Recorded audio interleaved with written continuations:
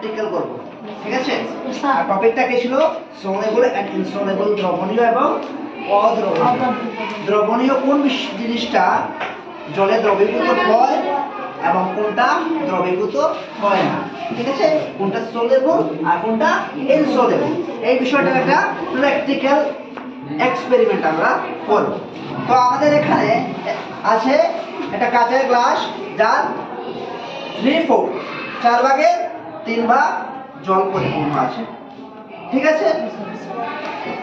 In the same manner এখানে আরেকটা কাঁচের গ্লাসও আছে, সেটাতে আমরা জল ভরে নেব, ঠিক আছে? যদি আমরা এটাকে ইকুয়ালি ডিভাইডও করে নেই, তাহলে জল আছে আমাদের ইকুয়াল, ঠিক আছে? আছে তো, দেখা যাচ্ছে? তো ইন দিস প্লট আমরা দেখতে পাচ্ছি এখানে আছে কি? সুগার। সুগার বাংলা কি? চিনি। আর এখানে আছে কি? স্যান্ড। স্যান্ড বাংলা কি? বালু। কি আছে?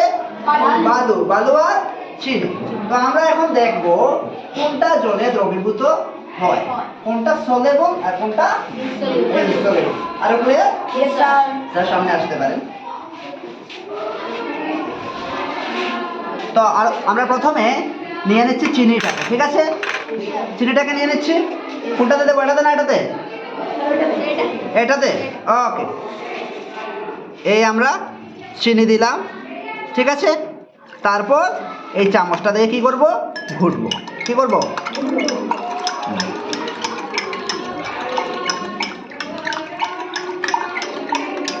এবার ঘুটেছো কখনো? কি খাওয়ার জন্য? শরবত খাওয়ার জন্য। এইভাবে আমরা কিছু সময় ঘুটার পর কি দেখতে পাই দেখো। You can stop for a moment.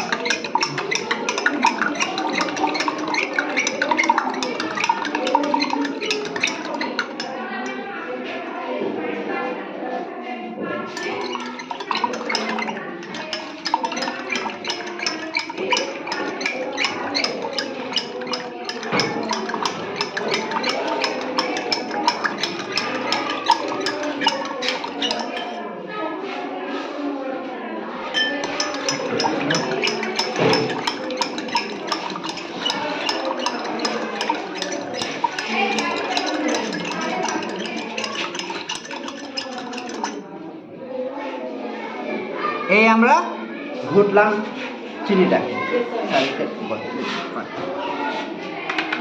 এখন আমরা দেখতে পাচ্ছি এই গ্লাসে আমরা চিনি দিয়েছিলাম, ঘুটলাম, এখন চিনিটা দেখা যাচ্ছে না।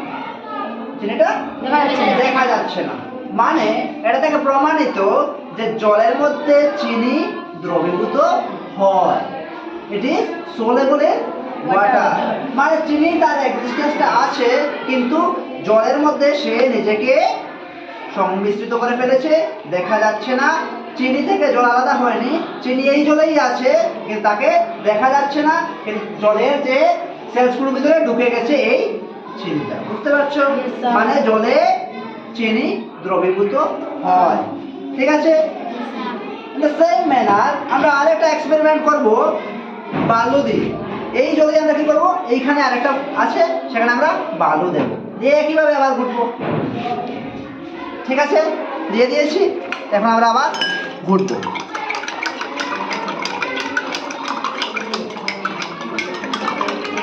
দেখো আমরা ঘুরছি।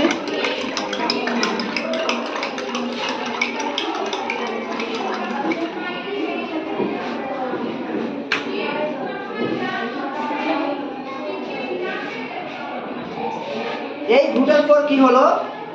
আমরা দেখতে পাচ্ছি বালিটা দেখা যাচ্ছে। কিছু সময়ের মধ্যে সেই বালিটা কি হবে?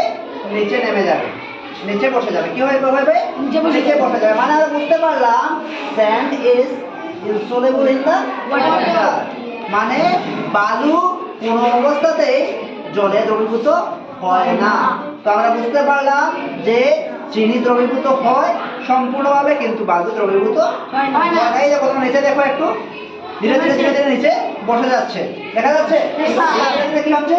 নিচে বসে যাচ্ছে, মানে জলের যেগুলো কণার মধ্যে বালিগুলো সংযুক্ত হতে পারছে না, মানে ডুবতে পারছে না, মানে বালি কোনো অবস্থাতেই জলে দ্রবীভূত নয়, হয় না।